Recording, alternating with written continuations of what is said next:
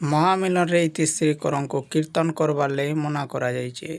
ପଶ୍ଚିମ ଓଡ଼ିଶାର ଗୁଟେ ଏନ୍ତା ଛୋଟ କଳାକାର ଯିଏକି କୀର୍ତ୍ତନ ଜଗତରେ ବହୁତ ନାଁ କମେଇ ସାରିଛନ୍। ଯେନ୍ତାକି ମର୍ଦ୍ଦନ ନୀଳରତନ ଗାଇକରି ଦର୍ଶକମାନଙ୍କର ମନ ଭିତରେ ଜାଗା କରିଥିବାର ଗୁଟେ କଳାକାର।